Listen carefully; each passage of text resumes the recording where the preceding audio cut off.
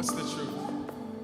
That we're free in you. Come on, I want you to sing it like you really mean it right here. Come on.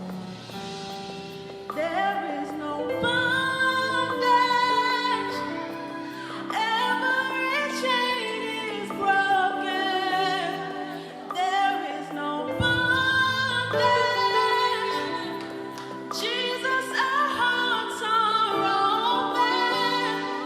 No guilt, no shame. All my stains erased. There is no bondage. Every chain is broken. Now come on, can we just open up our mouths and just bless them right here? Come on. Come on. Come on, everybody, bless them right here. Come on. Here we go. Sing it again. There's no... Come on, I need y'all to say it. There is freedom. Hallelujah. I am free in you. In your presence. That means wherever I go, your presence is in me. And I am free indeed. In your presence, Yadamanso, there is freedom. Hallelujah. I am free in you. In your presence. In your presence. In your presence is where we want to live. In your presence. In your presence. Hallelujah. Hallelujah. My soul cries. My spirit cries. My mind cries. My body cries to the King of Kings, to the Lord of Lords. Hallelujah. Hallelujah. Great Jehovah. Hallelujah. Our defender. Hallelujah. Hallelujah. Hallelujah. Hallelujah. I am free. Oh,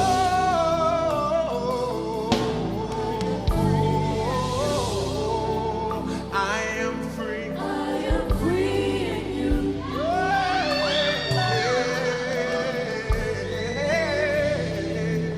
I am free.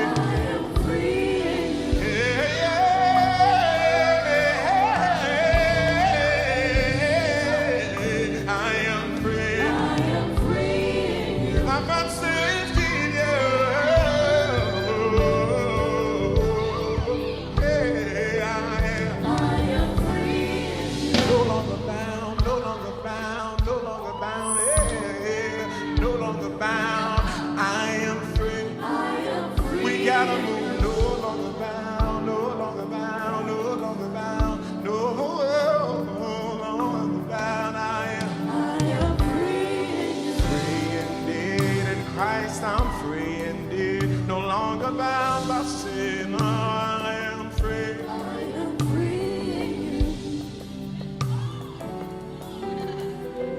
I am.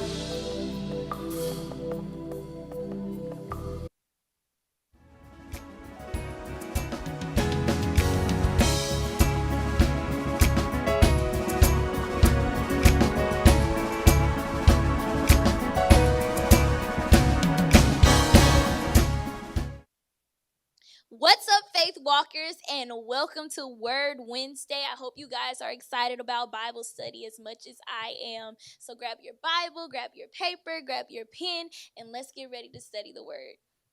That's good.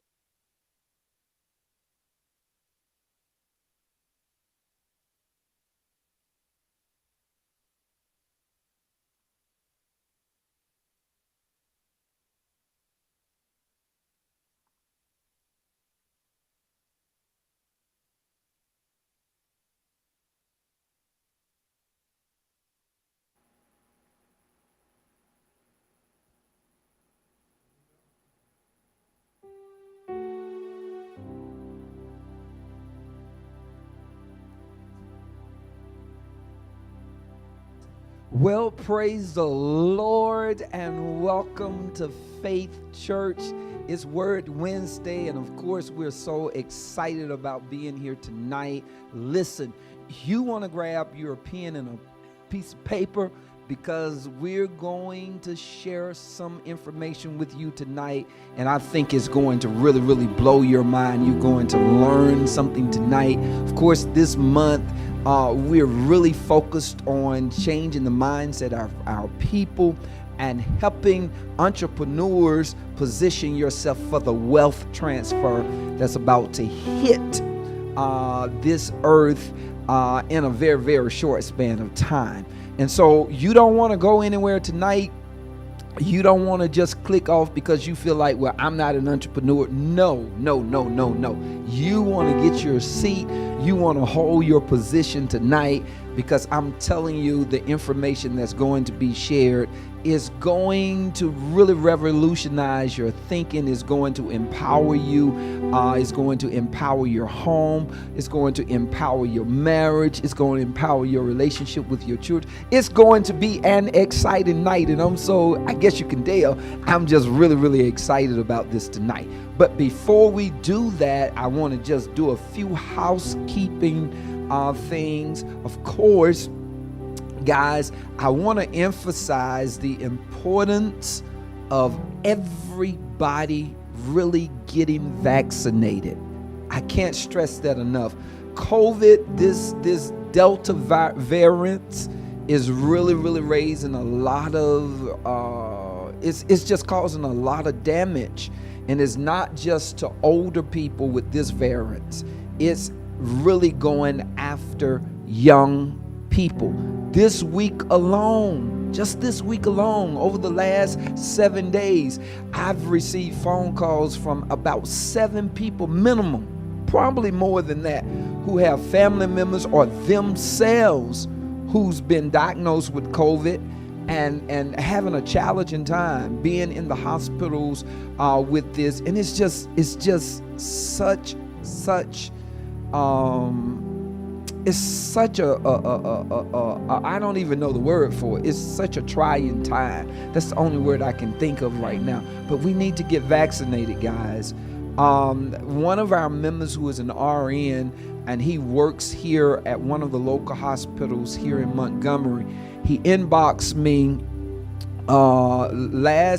late last week and said to me, Bishop, pray for me because I'm having to go back on the COVID ward in the hospital, and I'll be there, I think he said, for the next month. And I was like, wow. And he says, Bishop, please pray because this is so serious. The cases that we're seeing now are more deadly than anything we've seen in COVID over the last year and a half. So please pray. And I said to him, I said, man, I'm really praying, and I've been telling people. He says, Bishop, please keep telling them to get vaccinated. Please keep telling them to get vaccinated. This is an RN who's a part of this ministry and has to put his life in jeopardy and his family because of the field that he works in and loves his job, wants to help people. But we can help those people who are working in the medical field by getting vaccinated. I got another inbox on Saturday. This inbox said to me, no, this was Monday, I think maybe Monday. They said to me, Bishop, it's been about 7 months. I look back and everything you said about these COVID cases, we're now seeing. She said, the hospitals in Selma are on lockdown because of COVID. I said, lockdown? She says, yes, they're not letting anybody in because of COVID. They're not receiving any more patients because of COVID. This is so serious, you guys. It's so serious. I've had 2 members this week over the last 7 days to call and say, Bishop, please pray for me. I was diagnosed positive with COVID. And my question to them was, did you get vaccinated? They say, Bishop, I was scheduled. This is 2 members. I was scheduled to get vaccinated this week and found out that I tested positive for COVID. Guys, let's do what we need to do to keep ourselves safe from this virus. All of the myths that are out there where we don't know what they're putting in the shot. Listen, I hear all of that, but I'm asking you this question. Are the myths that they are saying out there, is that worse than you dying of COVID? Or one of your family members dying of COVID? Or me having to preach your funeral because you held on to the myths about COVID and wouldn't get vaccinated? I need you to get vaccinated because it helps protect you. It helps protect your family. You say, well, people who are vaccinated are getting COVID, but they are not dying. That's the difference. They are not dying. And here's the other thing. If those of us who are vaccinated catch it, we 9 times out of 10 don't know we got it because we're not feeling or having symptoms. But we can pass it along to somebody who does not have the vaccination and they die. Guys, we got to look out for each other. We got to watch for each other. Get the vaccination. Get the vaccination. Keep yourself safe. I talk so strongly about this because I was in the hospital room when my aunt took her last breath from COVID. I watched my grandmother in her last week of life fighting and struggling to breathe because of COVID. And she was the one who went nowhere. Absolutely nowhere. Let absolutely nobody come in her room but a select few. I would happen to be one of the select few. But she still got it. And she was waiting on the vaccination. She was waiting to get vaccinated. But they didn't have the vaccination before she died of COVID. This thing is so serious. I've stood at gravesides of families who COVID took the daddy, took the mama, and a brother out. I was told this past weekend that a family that my family knows very well, the brother got it, then the mother got it, then the other 2 siblings got it. The brother died of it.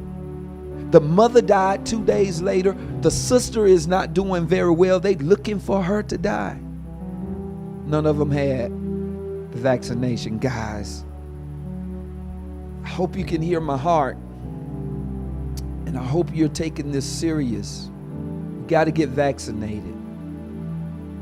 That's first housekeeping rule. Second housekeeping thing I need to say is those of you who are in Selma, I'm excited about the first Sunday in September because we're coming to Selma for this one service.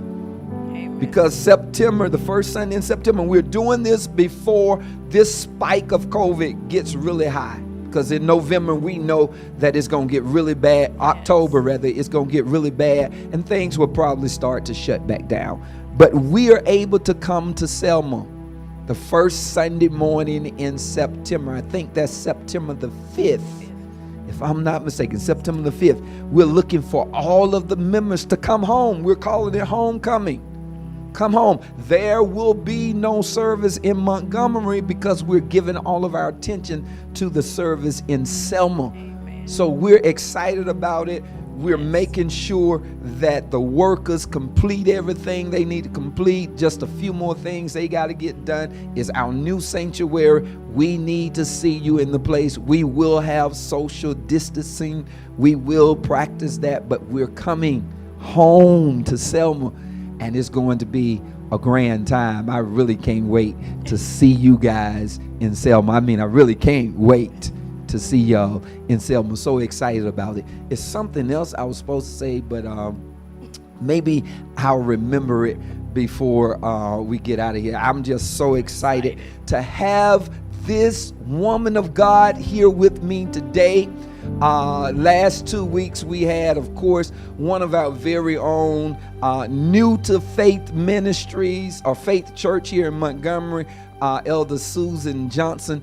This week I have one of the daughters from our Selma location, Miss Tanya Lewis. Yes, I'm glad to be here. I am, yes, I'm so excited to have you. You know, I pastor some amazing people. Absolutely, you do. Now, Miss Tanya is one of the quiet ones. She is known what we can say a quiet storm. She don't say much, don't move much, but everything I've seen this woman do, it's just like a storm. She can sing. My God, I remember the first Sunday that I actually heard you sing. Yeah. I got to the Selma location and I was in my office and you were leading praise and worship. I'm like, that's a new voice. Who is that singing? So I opened the door to peep out the door. I said, what?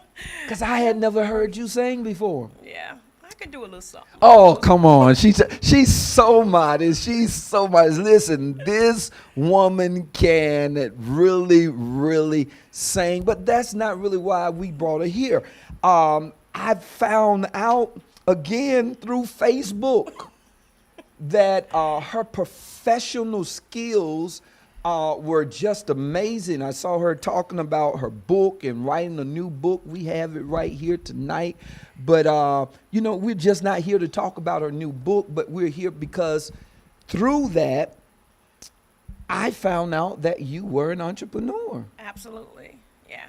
So how long have you been doing your own thing? Or? Well, I started in 2018. I really dived in deep in 2020. Okay. I had to wait until, I was working with another organization, so I have to wait until that trial period is up so I can actually promote myself, put myself out there. So I had to be stagnant for a little bit, not by choice, but it's because I was under a contract with another company, so I couldn't put myself fully out there. But now I am able to talk freely about my business. Okay, so the company that you were contracted with or you worked for or with, we're not going to call their name, but what are some of the things that you ended up doing for that particular company? Well, for that particular company, I was responsible for the everyday ins and out of that particular company. I was responsible for the hiring. I'm responsible for the firing. I was responsible for reconciling the budget that we had or the ledger balance that we had. I had over a $1 billion ledger balance. Wait, not a million, Yeah, but you I said was almost a $1 billion. billion. Yeah, because I had over 10 to 13 locations that I was responsible for. Okay. Training and customer service, sales training, leadership training, personal development training. All of that was my responsibility. I was responsible for setting up location, open up. Okay, wait now, because my mind is a little slow.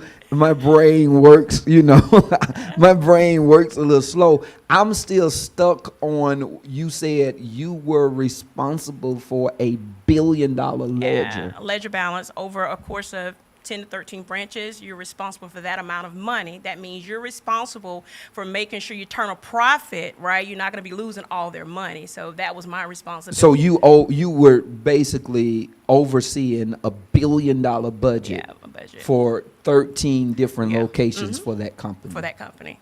You one person. black woman. Yeah, the only. The only black woman in the Yeah. company that was doing this. Right.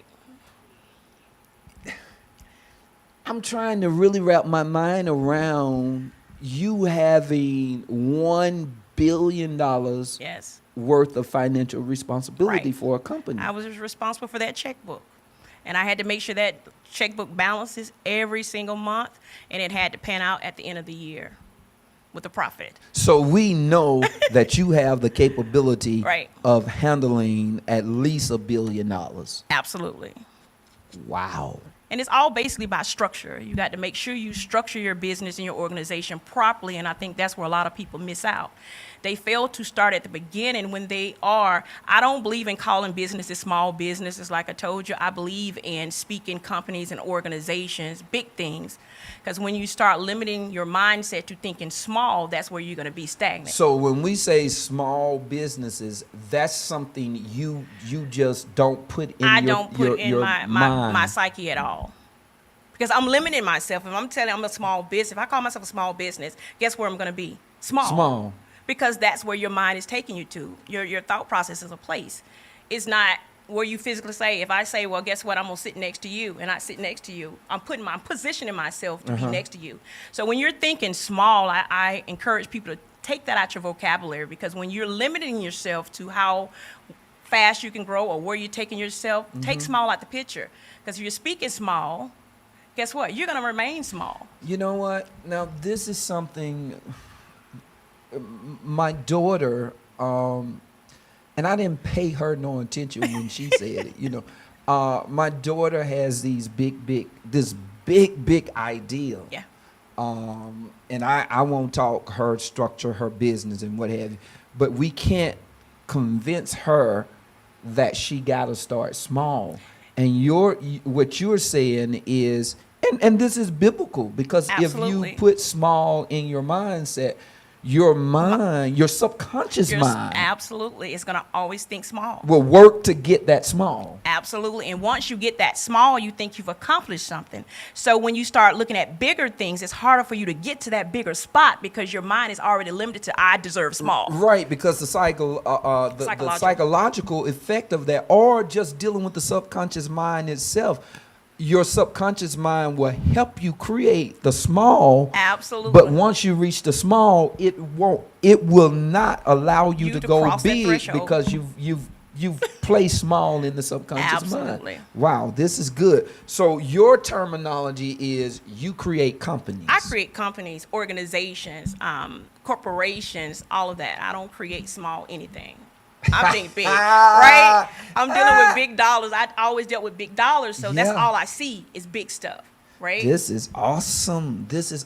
So I got to go back and reprogram my mind, because I've used small businesses for a while. Right, and you limit yourself when you think small, because you're going to only want to accomplish that small, because you think that's where you got to get. Let me take care of this small aspect of it. Always think bigger than that small, because you're going to be shooting for that bigger. So Yeah. when that small try to get in your way, you're going to push, this ain't what and you're going to keep moving. And that's some of the things that God's been saying prophetically to us, is that what he's going to do next is not going to be small. It's going Absolutely. to be big. It's going to be huge. It's going to be Absolutely. gigantic. Absolutely. And so if God is saying that prophetically to us, for us to be saying anything like small is opposite of It's what God is opposite saying of what you're asking prophetically. for. Mhm. Wow, this is awesome. So how long? So it's 2020, you said. 2020 is when I officially started. November 2020, I started my company, where I consult different businesses, individuals as well, and I help them create strategies on how to better train their people when it comes to delivering a certain level of service. Also on personal development, because personal development is one area that a lot of business don't focus on. They don't take time to make sure their people are personally developed mentally to be able to go in and deliver a certain level of customer service that they expect. Now you are from Selma too. I right? am from Selma. I'm from Selma. Well, I'm from Sardis. I'm not gonna claim just Selma. I'm from Sardis. That's like 12 miles outside of Selma, in the back of Selma. Sardis. But somebody, black woman out of Selma, responsible for handling $1 billion. Yes, For a company. for a company And in your portfolio, in my portfolio. there were 13 locations of this Right. company. And not just with that company, I've done it with another company as well. Oh, so you've done this for more than one company. Absolutely. And so now that once you've done it for more than one company, what made you decide to create your own company? And Well, God was speaking to me. When I got into the financial industry, I didn't really get into financial industry to stay. I actually went in the nursing program. I started out Okay. nursing. But when I got into the financial situation, I felt bad because a lot of us weren't able to get loans. Okay. Right? So I wanted to get in there to be able to help people and teach them the importance of financial literacy so they'll understand This how is to good. balance their budgets, how to go and get a loan, and how to repay that loan so they can establish a line of credit so they can go other places to get that. So when I got in that business, it turned into a longer experience than I anticipated. But I think that God positioned me there so I can be able to talk and help people understand the importance of serving themselves better when it comes to their finances, when it comes to every aspect of their life. And I did that through that financial institution where I can go and train and talk to people, help them get their mental space, in line and all that. And I just stayed. And so I loved it. And what made me step out on my own, I consulted with God. I talked to you about it. And I'm a person, I'm big on integrity, right? Very. I'm not going to compromise my integrity for anything or no amount of money. And so at the time, my integrity was trying to be challenged. So I say, it's time for me to step out because I want to help other small business that actually can't afford training. Well, I wouldn't say they can't afford training. They just choose not to invest in training because people can afford whatever they want to afford. Right. They just choose not to invest. But I want them to understand how these big company and organizations are able to have these type of budgets because they invest from the onset in getting somebody to come in and train their people properly because they're not looking at a quick turnaround dollar. And that's what a lot of small businesses are looking for. They're looking for that quick fix. But when you're going into business, I created an objective for myself and my company, right? The first couple of years, I know it's not going to be a profit couple of years, but I'm looking at that 5 years and that 10 years where guess what? Money's going to be rolling hand over fist. So we got to stop limiting our thinking. That's the reason I don't use small business when it comes to our business. Start thinking long-term longevity, right? This is good. And so what I'm hearing from you is, how many years were you in this company? I've been with this. Well, not just this company. I've been but doing this almost 30 years. 30 years. So what I heard in the few minutes of the conversation, customer service, staffing, and a financial expert. A financial expert. I located branches. I actually open up the stores myself. I go and spot out a location where I'm gonna put a store. I did all of that. Wow. I got all the leasing, the license. I was responsible for the whole shebang.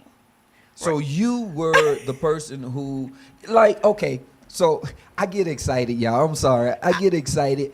I was the meat and the potatoes. Oh, yeah. I be getting excited when I'm talking about stuff like this because, I think it's so needful in our community and to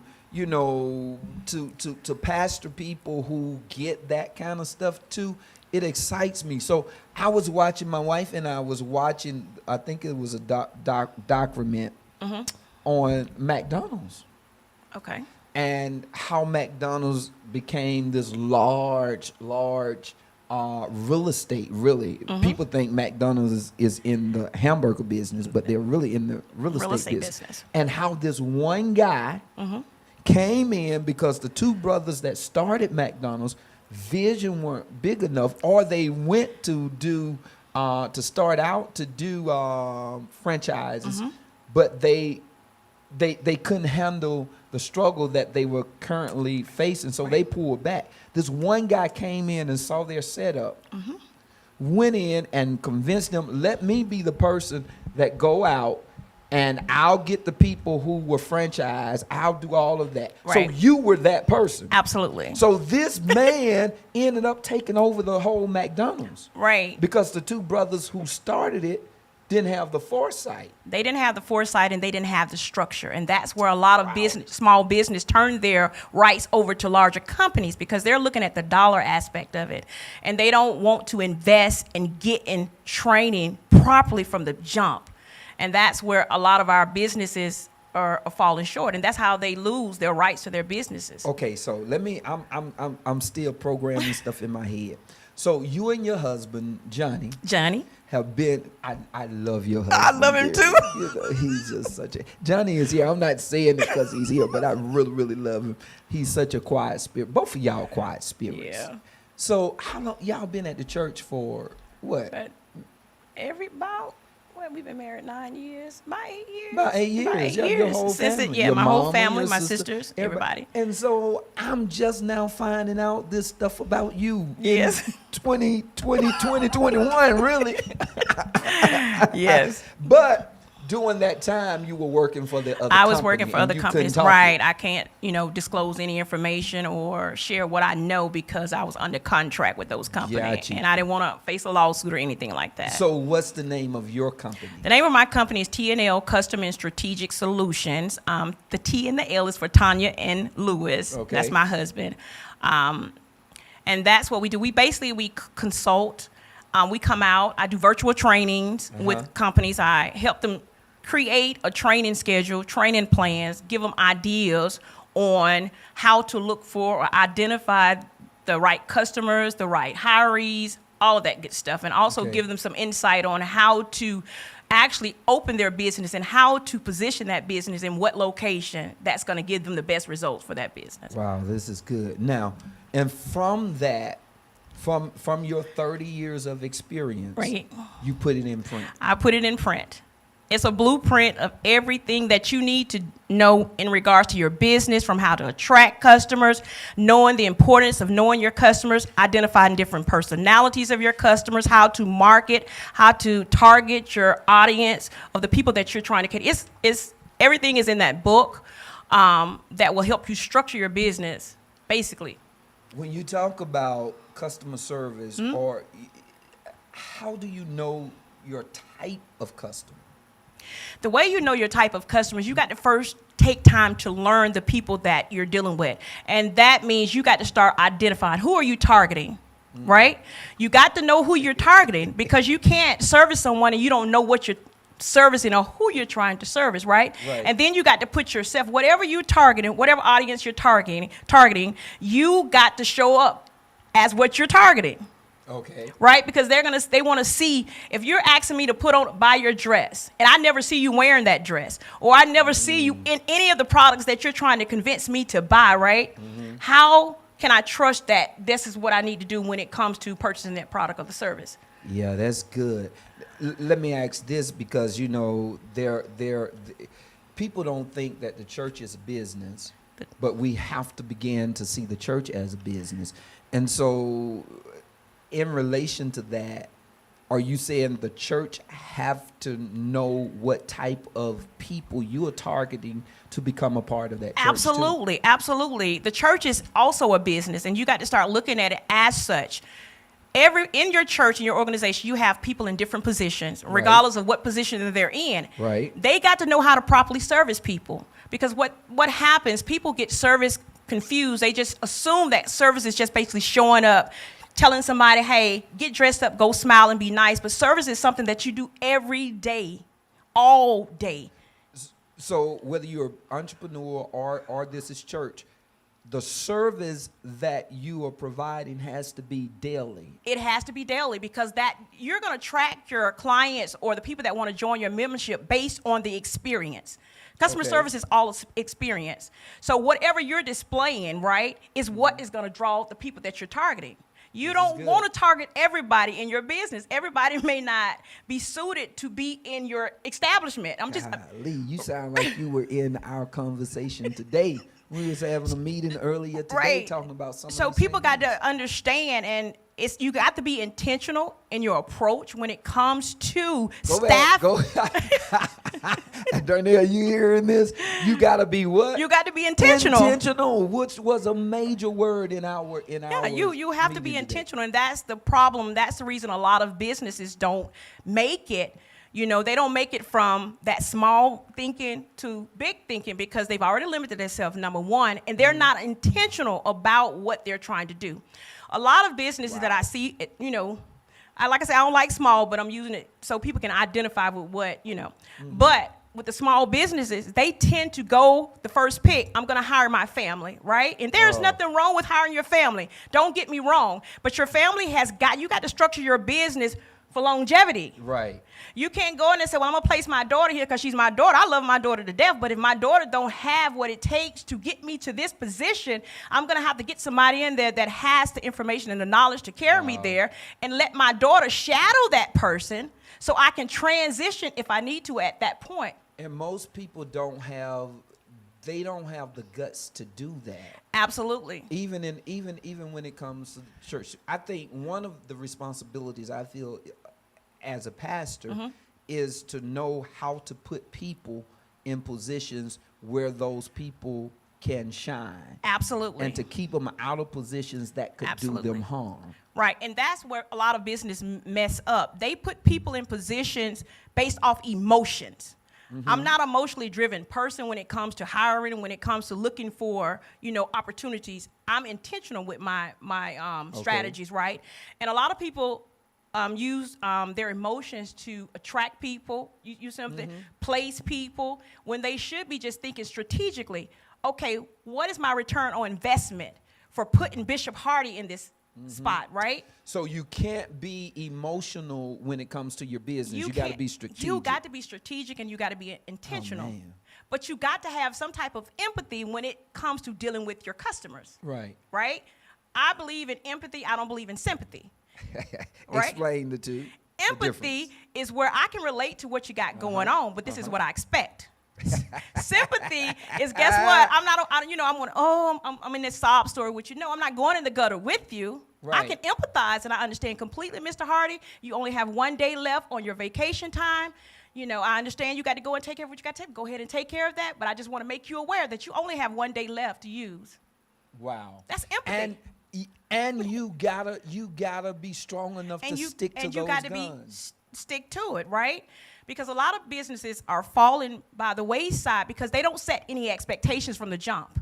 Your business is starting when you initially start your business, you start hiring, right? When you're bringing people onto your business, it starts with the hiring process. That's where the training starts. Because first of all, you are trying to identify the right person to be your janitor, to be your representative at the front of the door, right? And if you don't know what these people like, because a lot of times people are just looking at the resume. Oh, she got a good resume and ain't worth, They can be fixed up. You Right, can right, hire right. somebody, You can a hire professional to write your resume. Your resume, and then you get a person put in a position and they're not elevating because that is not the position they should have been in the beginning. How then do you choose the people for positions? What I tend to do, I let them go over their resume. I don't have a problem with that. Hey, let me add to that. I don't mean to stop. No, you're fine. Not just to choose for the position, but to choose for the team. So, say for instance, because we got people in our ministry, or people who follow our ministry, who does network marketing and all of these other things where people partner with you or they become a part of your team. How do you choose these particular people? What are you looking for to choose those people? For teams, I'm looking for somebody that's already got some type of confidence. Okay. Confidence is a big thing that a lot of people don't really have. They have to have confidence in themselves. I want you to show up. I want you to tell me about yourself without looking at that piece of paper. Because like I said, a lot of those resumes are just somebody done fixed them up. Tell me about yourself without looking at your piece of paper. Wow. Tell me what your expectations are of me. And I'll tell you what my expectations are of you. And then we'll understand whether we can meet each other's expectations, right? So I won't have to do a lengthy interview with you if your expectations are not lining up with my expectations. Hey, I appreciate you coming in. I wish you well. We spend a lot of time on the fanatics of it instead of being intentional, asking the right questions. Hey, this is what my expectations of it. I expect you to do this, and the third.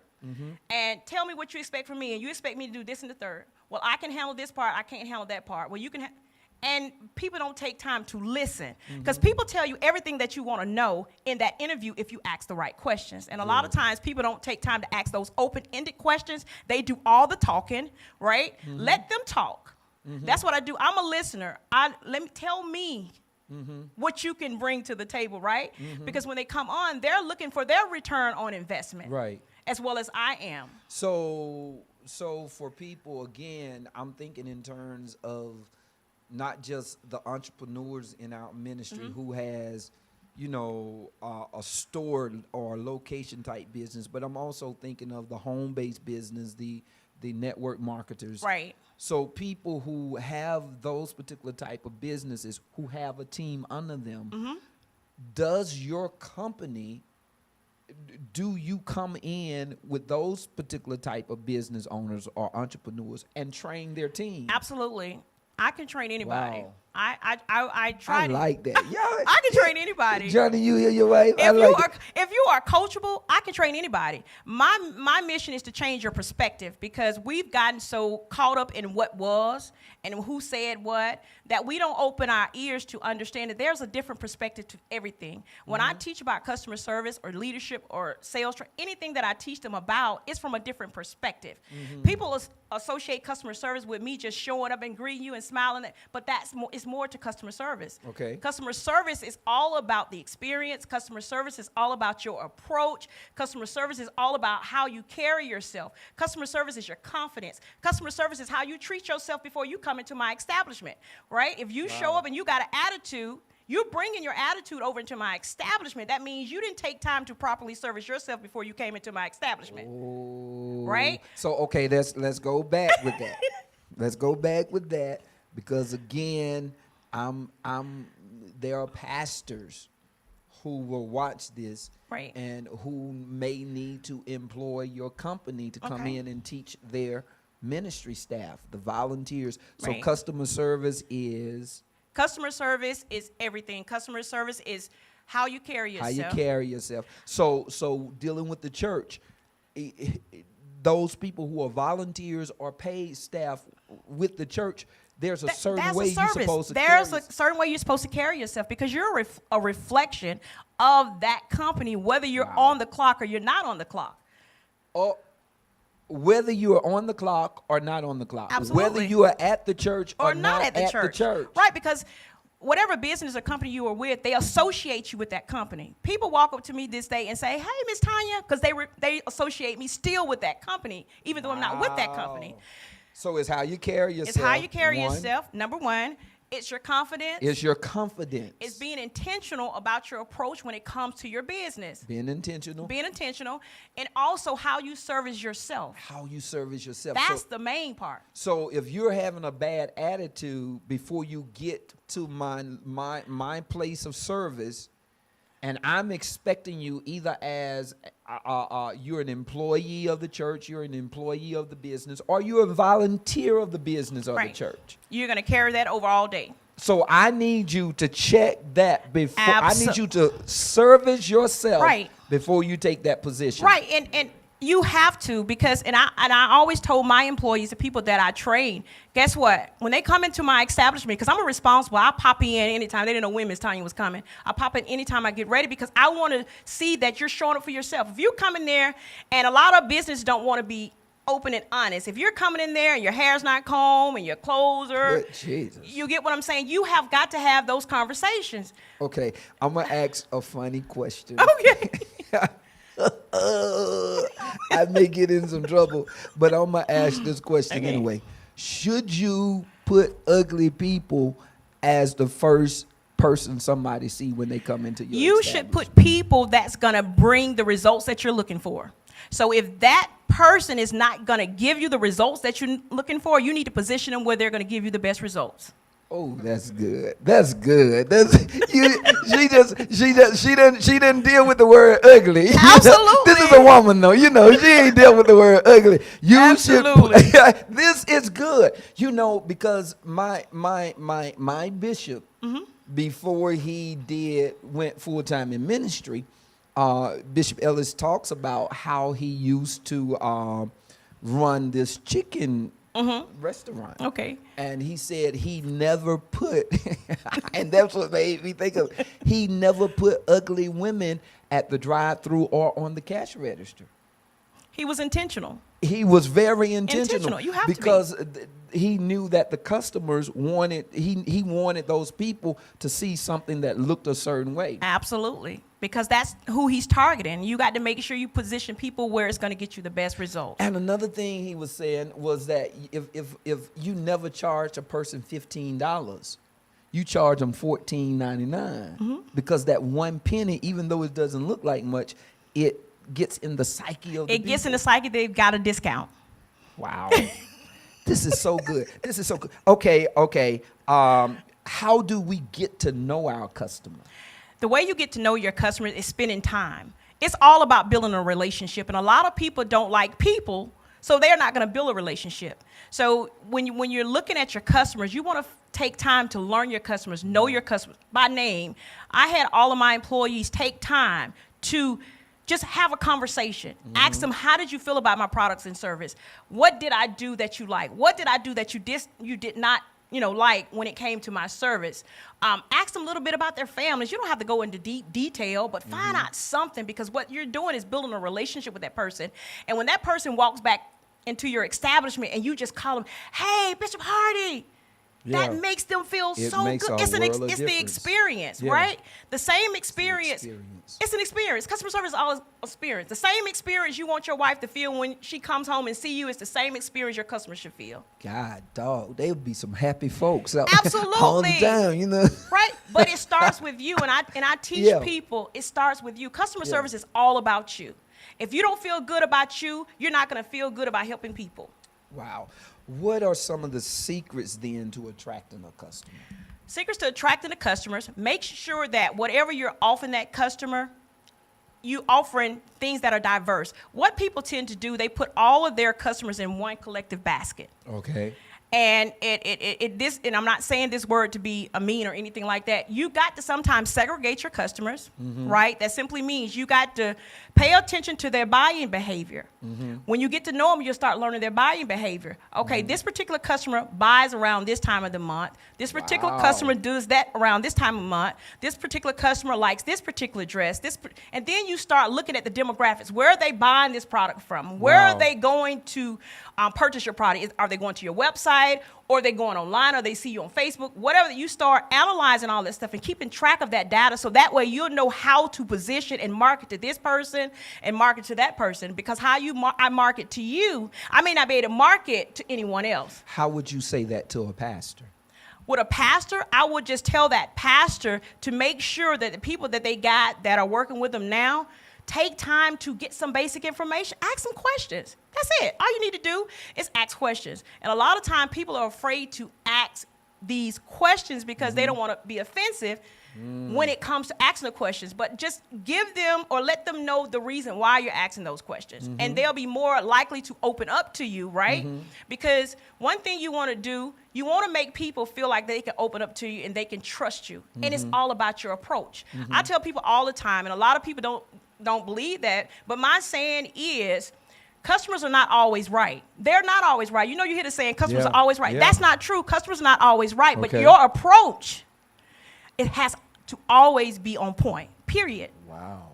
Your approach has to always be right. It has to always be The right. customer is not always right, but how you approach How a you- customer who is wrong has to Absolutely. always be right. be right. And people think that, okay, well, whatever you tell a customer that you're going to do, you have to live up to their expectation. If you tell that customer, I'm going to call you back within 24 hours, by God, you need to call that customer back within 24 hours. A lot of the customers are getting really irate because we don't never follow up. We never follow up. And the reason that you're losing employees and your employees are disgruntled because you never follow up on what your expectations was in the hiring process. Wow. So all of that should be upfront stuff. That should be shouldn't upfront be left stuff. up to question. That shouldn't be left up to question, because a lot of times and I say it all the time, I just talked to somebody else about this, what can we do to get the young people to stay employed? What is the incentive for them to stay employed? Just telling the young person that, guess what, I'm going to give you a paycheck, money don't mean nothing to them right now, Right. right? If they friends want to go out and hang out and party, whatever, guess what? They don't care about making your right. sandwiches. So what is the incentive, right? You're getting your return on investment because guess what? You got them making your sandwiches, making your money, but what do they have to look forward to? Are you offering any type of scholarship programs? Are you positioning them so they can go off to college and take those personal skills, right? Invested in training to get them personally developed to be able to handle people when they get into their field. And that's some of the things that we just not offering. So they have to have an incentive too to want to work for you. Well, and so this knowledge that you're giving us can go across the board. It can go across the board. Daycare owners, Anybody. school systems, Absolutely. city government. Everybody. Your company, you could come into any type of organization, your company, Right. and teach And this stuff. structure a plan just specifically for what they offer when it comes to service. Everybody is servicing, right? I service my Right. husband every day. You service your wife to keep her it's just service. So I want people to look at service from a different perspective. Wait, you wait. You It's the say truth. stuff and just keep going, but I'm trying to. My mind is like. I'm sorry. So I service my wife every day. Absolutely. So there are people you can literally come in and do classes with marriage ministry. Absolutely. About how you service. how you each service other. service your mate. It's all service. Okay, so because that's business. That's business. We don't look at marriage as a business, but in order to get married, you got to sign a contract. It's a financial. It's just a financial. It's a business. It's a business. It's like a business. And to get divorced, you have to deal with even more contracts and more paperwork and more finances. Absolutely. And I want Okay. people to think about that service as a bit, because it is when you get in a marriage, right? I had to do this, and the third to convince my husband to buy into me. That's Yeah. a product, right? Yeah. So you had to do this and the third to get Selena to marry you, Miss Yeah, Hardy. yeah, it wasn't. I didn't have to do a whole lot, But you had show to up. put it. No, but that's so true, because my wife, one of the things that she did was, and one of the things that we dated for like 6 years before we ever got married, and before we dated for 5 of those years before we actually got engaged. But her thing was, I didn't want to be married to a pastor. Right. I didn't want to marry a pastor, and so I had to convince her Yeah. Going overdrive. that marrying me was the best thing for her Absolutely. life. So you had to bargain with her. I had that's to bargain. That's all service. All of it is service. That's I was like, good too. You- I was good. because guess what? You Yeah. pitch yourself to her. It's just like pitching was a product. sales. It's It sales. was sales. It's just having. And a she had to do the same thing. Absolutely, because if she was offering you something that you couldn't deal with, expectations. Yeah. Guess what? You would have left her alone. God, That's all a part of service. You know what, Miss Tanya? I think we could have saved a lot of divorces Absolutely. if we had just approached it from this. Approach from it from what a you just different said. perspective. You're servicing. How do you want to feel, right? When you purchase that product, how do you want to feel when you put on whatever you're trying to buy, whatever you look at it from that standpoint, and then you'll start looking at service from a different perspective. If you're a business, right, and you a person and goes to another business, and you're frustrated because they're eating in the business, they're running late, or they're in there putting their eyelashes on, fixing their makeup, right? And then you go to that business, you're frustrated, but your organization is doing the same thing. Wow. So how can you feel a certain way about another company and your business is doing the same thing, right? Wow. So I tell people all the time, put yourself in that person's shoes. Put yourself in that other company's shoes. Is your business displaying the same of work ethic as that other business? If it is, then you got to reevaluate too, because a lot of times we expect certain things, but we don't expect nothing from ourselves. Oh, that's good.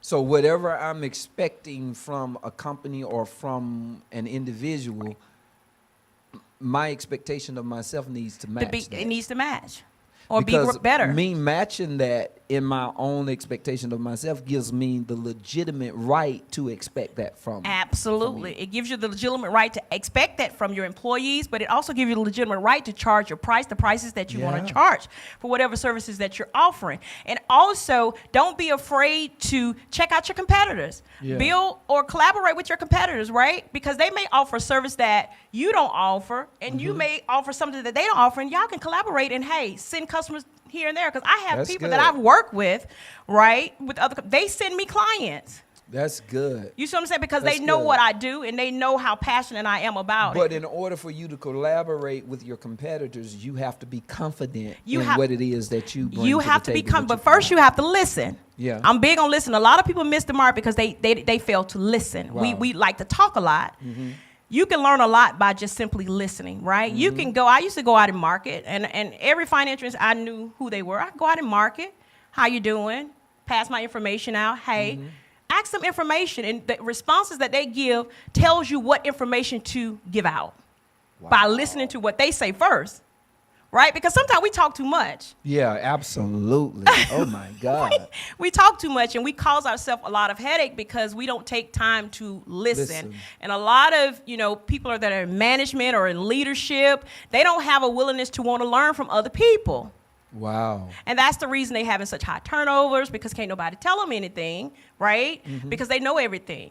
And you already have people that are already positioned in your organization or in your business that knows these things. Why aren't you utilizing those people, right? Yeah. Because you bringing them to the forefront is automatically going to elevate you. And your leadership is going to impact that particular person and make that person want to stay with you. But if you're not giving them an incentive to want to stay with you, right? By how you treat them, how you communicate with them, how you approach them, how you respect them. You know what I'm saying? Why would they stay with you? That's the reason they jumping from here to there, to here, to there, and Yeah. there. Because everybody, when you went to your first job, and I know when I went to my first job, I put on my best dress. I fixed my face pretty. I made sure my hair was laid. That same enthusiasm and excitement or the things that they do to go into that establishment that first day, it's the same thing you want them to have. But I ask people all the time, if they dressed up and put all that work into getting ready to come into your establishment, why are they leaving you? Because evidently what you told them in the interview process, it didn't pan out. You told them that you're going to be setting certain expectations, but they've never seen you come and check on them. Oh. You told them that, guess what, you're going to get this type of training, but you never followed up with your managers to make sure they finish that training, or you never took time to let them see your face. Sometimes we get too big that we don't go back, right? And that's one of the things with the other company. I had to get them to understand, guess what, I don't care how big you get, you got to always come back so your people can see your face and know that you're there with them. So as a company, as an entity, it is important for you to do self-evaluation Self-evaluations. of the service that you are providing to your customers. Absolutely. You need to do self-evaluation on their service as well as your service. Okay. Ask your employees, how is my leadership being? Okay. Right? A lot of people don't want to hear the answers. You see what I'm saying? But Yeah. that's a part of service. Darnell, how is my leadership?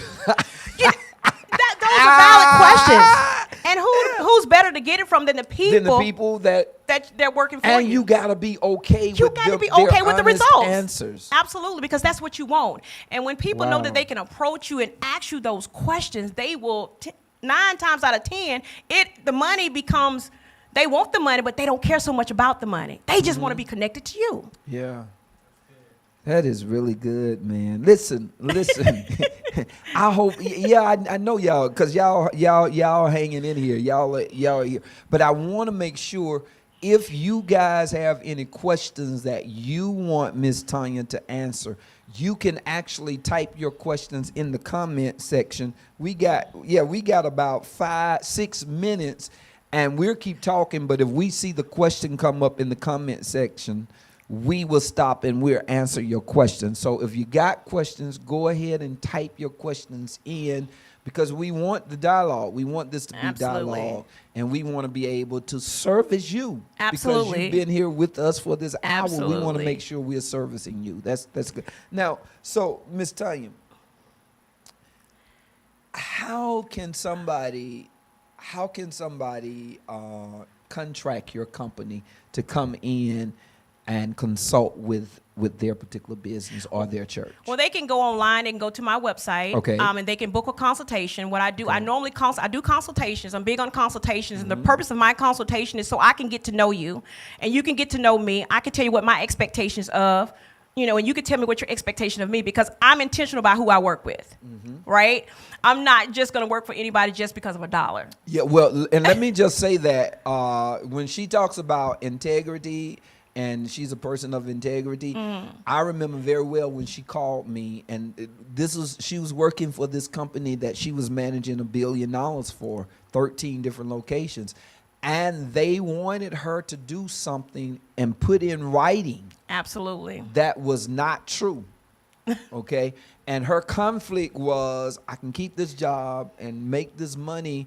But if I Absolutely. keep this job, make this money, and put this in writing, I would be lying. It would question my integrity. Absolutely. And she decided I decided. to leave that company I did. on that basis because she Absolutely. didn't want her integrity to. Absolutely. I'm big on integrity. I'm the type of person, my word is my bond. What I say, I mean. Yeah. Whatever expectations I tell you, that's what I'm going to live up to. Yeah. And I expect the same. You know Yeah. what I'm saying? I want people to be, because I believe that. And a lot of people say, well, you in business, you got to be crooked. No, you don't. Right. If you just set the expectations, put everything on the table from the jump, I know what to expect from you. You know what to expect from me. And we won't have any conflict. So you do a consultation with the company, with the church first, I to do see cons- what their needs What are. their needs are. And then I create plans or strategies based on their particular needs. And how long does it take for your and I guess your service is based on what they need. Exactly what they need. And Okay. then I can go from there, mapping out a time frame, on what they want. Because I do group coaching with some people, individuals, to help them, Mm-hmm. get themselves situated when it comes to trying to think about, starting a business and all that. So it just depends on what that company needs. Wow. And so what's that website again? The website is www.tlcustomstrategicsolutions.org. Custom Strategic Solutions. Yep, TNL, customstrategicsolutions.org. That's good. Strategic Solutions. Yeah, I'm strategic in my planning. And it's custom. It's custom. Man, I'm so excited. I'm serious. I keep saying that, but it does my heart good to know that I pastor people like this. Absolutely. This is just so, it's so exciting. And so I can almost assure you that there's going to be some pastors who are going to be calling you to Right. come in and look at what they're doing with their church and help them get to the next place. Absolutely. And I love that. I wanted to give back. I've always been a giving person, and I want to give back, to help people understand there is a different way. And I want them to look at things from a different perspective than just the normal that what we were taught. You know Right. what I'm saying? Service it starts with you. Yeah. And anything you do, you're providing a level of service. Yeah. And so now when she says she want to give back, that doesn't Mean mean free. Free. No. Absolutely. You got to make the investment within yourself. Those of you who are in network marketing and your teams are at standstill or you're trying to go to that next level, you may want to get your high-level leaders or your leaders in particular areas and bring them together. And you may want to bring Miss Tanya's company in to consult or train your high-level leaders. Absolutely. So you could take your company or your particular team to that next level. She does it all. I does it all. I do it all. Oh, man, this is awesome. This book is called Customer Service and You. Does your service suck? Wow. I'm going to be reading this because I literally want to know. And of course, Faith will be contracting her service to come in and, get with our leaders and make sure Absolutely. that when it's time to come back, Yes. that our customer service don't suck. And that we're not taking our customers for granted. Absolutely. Even though they are members of the church, They're we still don't- customers. They're still customers. Everybody's a customer. We want to You- be able to service And you them. want to service them, and you want them to service you properly as well. Yes, absolutely. And so now let me ask you this I guess how much time we got. Yeah, this probably be our last question. Okay. You are a financial expert too. Absolutely. Does your company come in and look at people's finances and you are able to tell them, okay, you need to cut spending here or you need to do such and such things? Yes, I can do that as well. I was responsible for that as well. do you take on the responsibility or a contract to actually manage other companies' finances to a I certain can. level? I haven't taken on that yet, but what I Okay, do, I gotcha. come in right now because I got a lot of other stuff on my plate. I can tell them, look, hey, you're spending too much right here, Okay. right? You're spending too much there. Some of this stuff that we're spending money on, we really don't need it because Okay. 9 times out of 10, you may already have everything you need within house. Okay. But you don't understand that because we don't ask the people the questions of what they know. Like you didn't Yeah. know what Exactly. I right, and you got everything you need that may be already in your midst. In the house. And you got to start utilizing it, right, to Yeah. offset an expense. Yeah. Awesome. Well, what would you say lastly to the people who are watching? What I would say, if you're trying to get your business off the ground, or if you already have a business that's already structured, start investing and getting the necessary training from the beginning. I hear a lot of people say that, guess what? I don't have any employees. But service starts with you. And once you start investing in yourself, when you start hiring people, because I don't look at small business, I look at companies, organizations, corporations, right? You will be able to identify personalities. You'll be able to bring on the people that you need and put them in positions that's going to make them shine and be successful. That's what it's all about. So think about that and start servicing yourself better so that you can service others better. Awesome.